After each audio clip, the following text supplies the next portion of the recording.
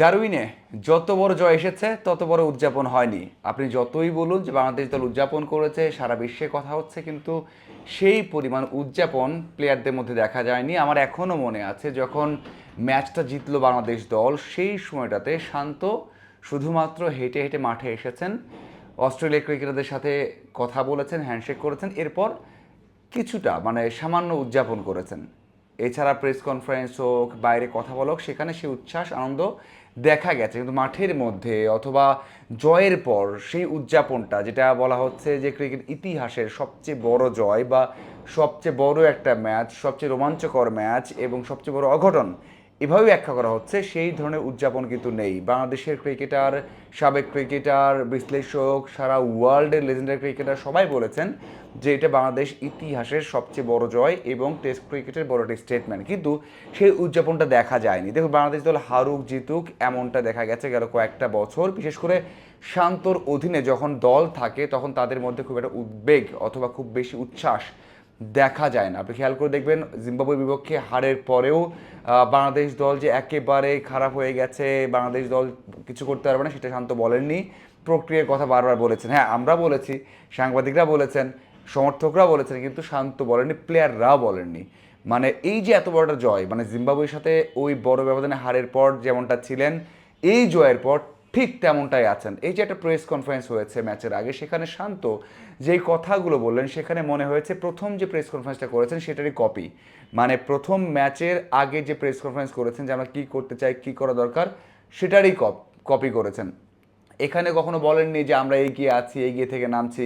কখনো বলেননি যে ওরা প্রেশারে থাকবে, প্রেশারে থেকে বাংলাদেশ দলকে সুযোগ দিতে পারে। কখনো বলেননি যে আমরা ম্যাচ জিততে যাচ্ছি বা জিতবো। কখনো বলেননি যে আমরা হোয়াইট ওয়াশ করতে যাচ্ছি বা করবো। কখনো বলেননি যে আমরা ওদেরকে কঠিন সময় দিব। শুধু বলেছেন যে আমরা 5 দিন ভালো ক্রিকেট খেলতে চাই, এই ম্যাচের ফল নিয়ে চিন্তা করছি না। দেখুন, একেবারে পারফেক্ট কথা বলেছেন, কারণ একটা ম্যাচ বাংলাদেশ দল জিতেছে এবং সেখানে বলেছেন যে এই জয়টা বাংলাদেশের একটা পারফেক্ট জয়, এখান থেকে অনেক ভুল হতে পারে বা ভুল আছে, সেগুলো বের করতে হবে, কিন্তু এই জয়টা বাংলাদেশ দলের পারফেক্ট এবং দারুণ খেলেছে 3টা সেক্টরে বা 3টা বিভাগেই। তবে কখনোই বলেননি এই কথাগুলো যে প্রথম ম্যাচ জিতেছি বলে দ্বিতীয় ম্যাচ জিততে হবে বা জিততে যাচ্ছি, আমরা এগিয়ে, আমরা তাদেরকে টাফ টাইম দিব। কিন্তু শান্ত প্রথম প্রেস কনফারেন্স যেভাবে বলেছিলেন প্রক্রিয়ার কথা, যে আমরা উইকেট কন্ডিশন বুঝে খেলতে চাই, এবং এটাও বলেছেন যে প্রথম যে ম্যাচটা হয়েছে ডারউইনে, সেখানে যে উইকেটটা ছিল তার থেকে এখানে আলাদা, এখানকার ওয়েদার কন্ডিশন আলাদা। এখানে ম্যাকাইতে বাতাস থাকবে, সুইং থাকবে, এখানে পেস ফ্রেন্ডলি বেশি থাকতে পারে উইকেটটা, এই জন্য তিনি বলেছেন দেখে শুনে খেলতে হবে। এবং অস্ট্রেলিয়ার যেই বোলিং লাইন আপ, সেটা তো ওয়ার্ল্ড ক্লাস, ওয়ার্ল্ডের বেস্ট, তারা সবসময় বেস্ট, তারা ওয়ার্ল্ডের বেস্ট, এবং তাদের বিপক্ষে আমরা খেলতে পারলে আমাদের উন্নতি হবে এবং দুনিয়ার যে কোনো জায়গায় আমরা ভালো খেলতে পারবো।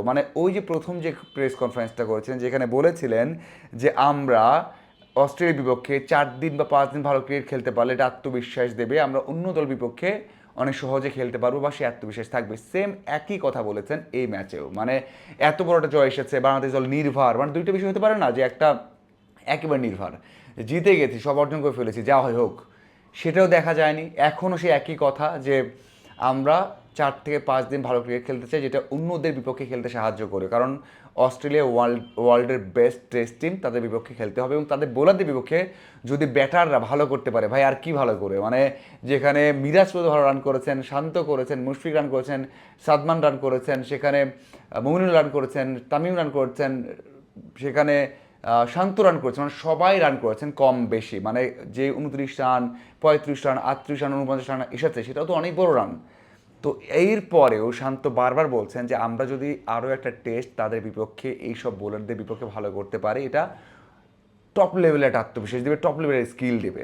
শান্ত মাটিতেই পা রাখছেন। শুধু শান্ত নয়, এই মাঝখানে যারা কথা বলেছেন, যারা আমরা দেখেছি বিসিবির যেই বিভিন্ন সামাজিক যোগাযোগ মাধ্যম আছে ওখানে কথা বলেছেন, সেটা শরীফুল হোক, সেটা মুশফিক হোক, সেটা হাসান মাহমুদ যিনি কথা বলেছেন, সবাই কিন্তু মাটিতে পা রেখেছেন, এবং এটাই এই দলের বড় একটা বৈশিষ্ট্য যে তারা প্রক্রিয়াটাকে বিশ্বাস করে, জয় পরাজয় না। এই যে জিতেছে আবার হারতে পারে, এই টেস্ট 2 দিনে শেষ হতে পারে, 2.5 দিনে শেষ হতে পারে, 3 দিনে শেষ হতে পারে, বাংলাদেশ জিততে পারে, হারতে পারে, বাজে হবে, অনেক কিছুই হতে পারে, কিন্তু এই যে প্রক্রিয়াটা, যে প্রক্রিয়ায় বলে যে জয় পরাজয় যেটাই আসুক, সেই প্রক্রিয়াটাই সবচেয়ে বড় কিছু, সেটাতে এই দলটা বিশ্বাস রাখে। এবং সবচেয়ে বড় বিষয় হচ্ছে এখানে দুইজন বড় বড় ক্যারেক্টার আছে যেখানে মুশফিক এবং যেটা মুমিনুল তারা দায়িত্ব নিতে পারেন এবং তারা বুঝাতে পারেন। এবং সবচেয়ে বড় বিষয় হচ্ছে যে আমার মনে হয় যে এই ম্যাচটা বাংলাদেশ দল সেই একই প্রক্রিয়াতে খেলবে এবং ওই যে ফল যেটাই হোক না এখন সেটা চিন্তা করছে না। এবং শান্ত শেষ পর্যন্ত যে কথাগুলো বলেছেন সেটা মনে হয়েছে প্রথম টেস্টের আগে যে কথাগুলো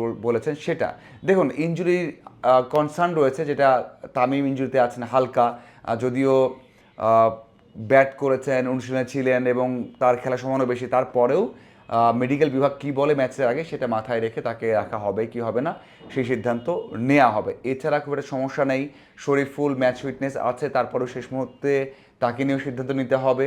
মুশফিকের হালকা চোট ছিল, সেই চোট নিয়ে খুব একটা ঝামেলা নেই, ব্যাট করেছেন, তিনি খেলবেন, এছাড়া সমস্যা নেই। শান্তর পুরোটা প্রেস কনফারেন্সের সংবাদ সম্মেলনে এটাই বার্তা দেয় যে এই বাংলাদেশ দল পরিবর্তিত বাংলাদেশ দল, এই বাংলাদেশ দল হার অথবা জিত নিয়ে করে চিন্তা করে না, এই বাংলাদেশ পুরোটাই প্রক্রিয়ার উপর নির্ভর করে এবং সেই প্রক্রিয়াটা মেনটেন করার চেষ্টা করে, সেটা যতটাই খারাপ সময় যাক না কেন, যতটাই ভালো সময় যাক না কেন। এই জায়গাতে আমি সবচেয়ে বড় ক্রেডিট দিব, কারণ একটা প্রক্রিয়াতে বুঝতে হয়, বিশ্বাস করতে হয়, তারপর সেটা সবার মধ্যে ছড়িয়ে দিতে হয়। সেখানে বড় একটা ভূমিকা পালন করছেন শান্ত। শান্ত সবশেষ টেস্ট সার্কেলেও দারুণ করেছেন, এবারও টেস্ট চ্যাম্পিয়নশিপ সার্কেলেও তার দল দারুণ করছে, সাফল্য আসছে। এটা শুধুমাত্র পারফরমেন্স অথবা সবাই সিনিয়র হয়েছেন, কম্বিনেশন ভালো হচ্ছে এটা নয়, এখানে ক্যাপ্টেনের বড় একটা ভূমিকা আছে। এই যে বিশ্বাসগুলো যে প্রক্রিয়াটা ইম্পর্টেন্ট, যত বড় জয় আসুক না কেন, যত বড় হার আসুক না কেন, সেটা ছড়িয়ে দেওয়ার জন্য। আপনাদের কি মনে হয় এই দলটা সত্যিই বাংলাদেশের অন্য দুই দল থেকে আলাদা কিনা, এই দলটা এমন হওয়ার পেছনে শান্তর অবদান আছে কিনা জানাবেন। ধন্যবাদ।